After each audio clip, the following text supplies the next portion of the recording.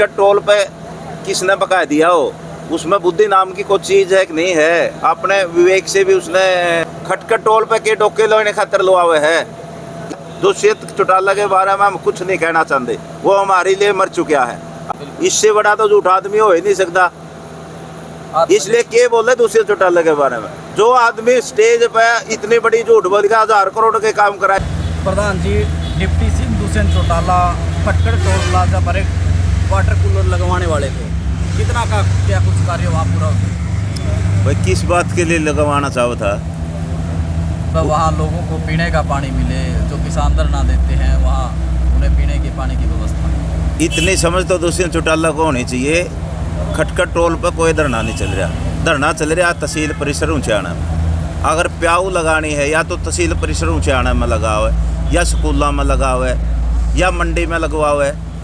खटखट टोल पे किसने बका दिया हो, उसमें बुद्धि नाम की कोई चीज़ है कि नहीं है। अपने विवेक से भी उसने काम ले लेना चाहिए।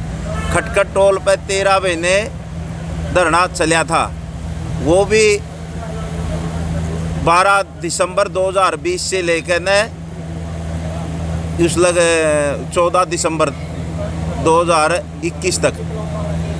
उसके बाद कोई धरना नहीं चला वहाँ पर। किस बात की लगवाना चाहे टोल पे? दुष्यंत चौटाला ने ये टोंट कसा था, जो हमारे 750 किसान शहीद हुए थे नहीं, उनके घर सांत्वना देने की बजाय ये किसानों पर उसका टोंट था। वो किसान मजदूर का बेटा ना होकर वो बीजेपी की गोद में चला गया था, और किसान मजदूर को हताश और निराश करने के लिए इस प्रकार के टोंट दुष्यंत चौटाला ने और उसके परिवार के लोगों ने किसानों पर कसे हैं।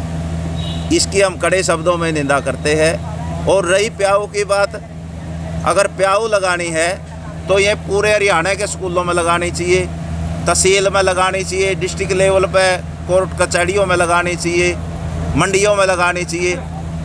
खटखट टोल पे के डोके लोने खातर लुआ हुए है, इसलिए ये उसकी अच्छी मानसिकता है।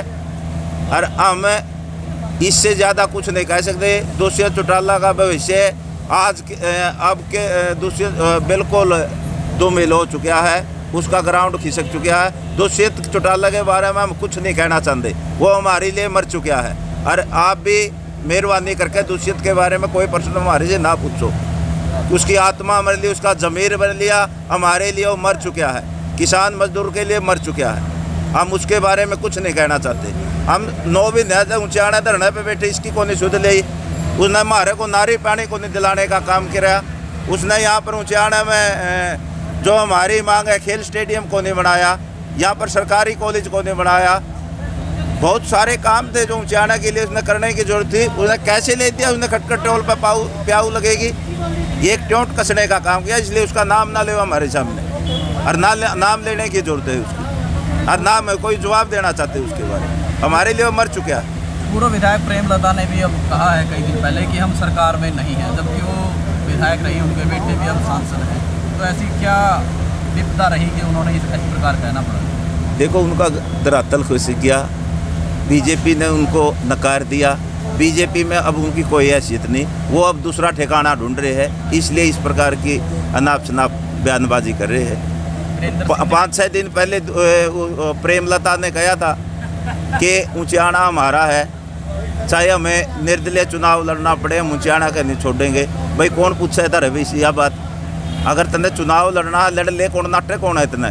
प्रजातंत्र है देश के अंदर, किसी को भी कोई मनाही नहीं है चुनाव लड़ने से।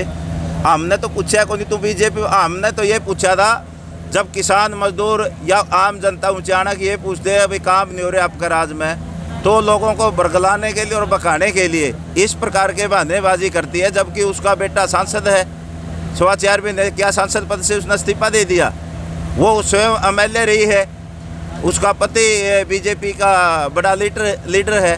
वो तो 30 टिकट बांटने की बात करता है, और वो कहती है कि हमारे राज्य में हिस्सा को नहीं।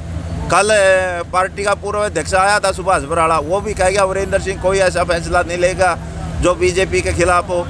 बीजेपी के नेताओं का वीरेंद्र सिंह पर विश्वास है, लेकिन ये प्रेमलता क्यों इस प्रकार की बयानबाजी करती है, ये हमारी समझ से परे है। या तो ये अपने खसम को और अपने बेटे को वहाँ पर छोड़ के आओगी बीजेपी में, और कोई अलग अपना या निर्दलीय लड़ेगी या किसी और पार्टी को ज्वाइन करेगी, या तो भी प्रेमलता अच्छी तरह से बता सकती है। आप प्रेमलता से पूछिए इस प्रकार के सवाल। क्या लगता है 3 नेता हैं एक परिवार के, क्या अलग अलग पार्टियों में भी वो जा सकते हैं? जो आज के हालात चल रहे हैं, जो इनकी बयानबाजी चल रही है, वो तो ऐसा ही लगता है कि बेटा बीजेपी में रहोगा, वीरेंद्र सिंह और घर पकड़ेगा को, वो पता नहीं कांग्रेस में जाओगा या आप पार्टी में जाओगा या इनलो में जाओगा या कोई निर्दलीय अपनी कोई पार्टी बनाओगा या निर्दलीय चुनाव लड़ाओगा। यही हाल प्रेमलता का। इससे ये लगता है कि इनकी इकट्ठे नहीं रहना।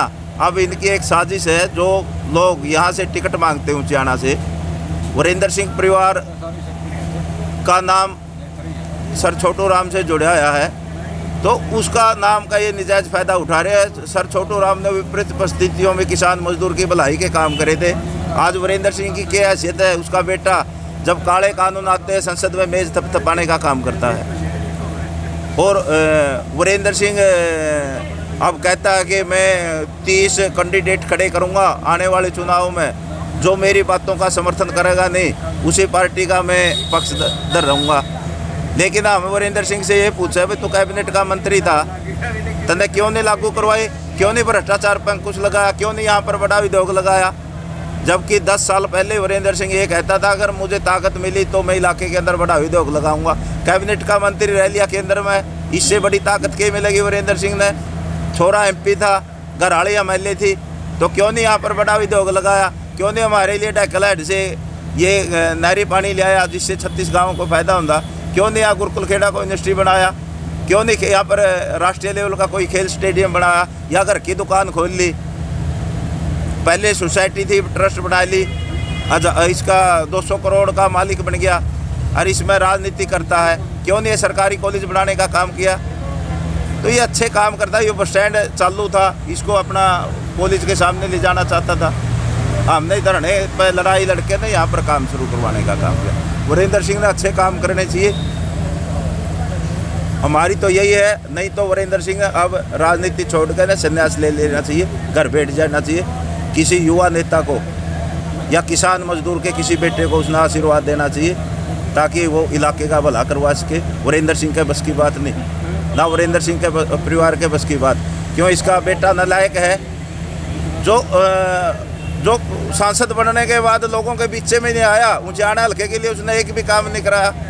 तो इससे बड़ा नालायकपना क्या हो सकता है? जबकि MP बना बैठा हो। एक सांसद का भी तो काम होता है। ये दुष्यंत चौटाला से तो पूछते हैं, इनका ये सवाल तो बड़ा वाजिब है, पूछना चाहिए दुष्यंत चौटाला से, भाई तने क्या काम कराए। लेकिन वीरेंद्र सिंह ने और प्रेमलता ने अपने बेटे से भी पूछना चाहिए, भाई तन्ने इस बेटे ने कौन से काम कराए है? एक काम भी ऊंचाना के लिए नहीं बता सकता। इसलिए अब इस परिवार ने संन्यास ले लेना चाहिए, किसी गरीब किसान मजदूर के बेटे को आगे करना चाहिए ताकि इस इलाके का विकास करा सके, बंगर क्षेत्र का विकास करवा सके। तो आप कह रहे हैं विकास नहीं हुआ, एक हाथ में दुष्यंत चौटाला भी विकास कार्यों की लिस्ट लिए हुए हैं, दूसरी ओर जो वीरेंद्र परिवार है वो भी कह रहे हैं कि हमने करवाए हैं। दोनों नेता विकास कार्य गिनवा रहे हैं। तो फिर दुष्यंत का जिक्र कर दिया, हमें दुष्यंत पे तो बोलना ही नहीं चाहते, न्यू नहीं बोलना चाहते। डूमर खैमा आया था, 1000 करोड़ के काम की झूठ बोल गया, इससे बड़ा तो झूठ आदमी हो ही नहीं सकता।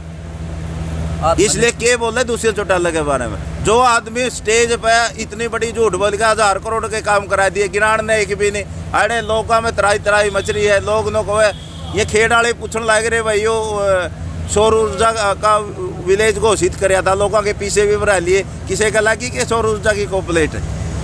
अरे वो पुल के पीछे आ रहे थे, उस लिस्ट में तो पुल के पीछे लग रही है कोई। इसलिए दुष्यंत चौटाला पर हमें बात नहीं करना चाहते, वो हमारे लिए मर लिया। उसका तो घोंसड़ा की माला का हल्के सरसा छोड़ा होगा उसने, उसकी ना चिंता करोगे नहीं और ना उसके बारे में सवाल जवाब करे करो। जो नेता आप जबकि पूछने चाहिए, आपके धरने के माध्यम से भी कहा कि नेता जब भी बीच में आए तो विकास को लेकर, कोई भी नेता हो किसी भी पार्टी का, तो क्या कहना चाहोगे लोगों को जब ये नेता बीच में आए? भाई ये तो हमारी लोगों से अपील भी है और अनुरोध भी है। आप पूरे इनसे, या दुष्यंत चौटाला है या सांसद विजेंद्र सिंह आए या कोई और नेता है, उनसे पूछो भाई अपना काम क्या करवाया इलाके के लिए।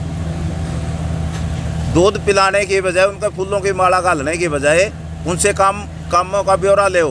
गांव के लिए पूछो, अपने हल्के के लिए पूछो, अपने स्टेट के लिए पूछो। ना तो ये लोग झूठ बोल कर फिर इनको बड़े कलाकारी होती है नेताओं में, बड़े अच्छे तरीके से झूठ बोलते हैं। ये तो देश का प्रधानमंत्री स्वयं कहता है कि झूठ को 100 बार बोलो सच्ची हो जाएगी, इसलिए इन देश के प्रधानमंत्री की रीस कर ली।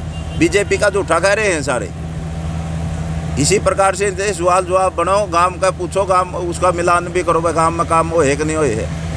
और नहीं झूठ बोले जो ना बाप पकड़ के नहीं थे तले तैर दो।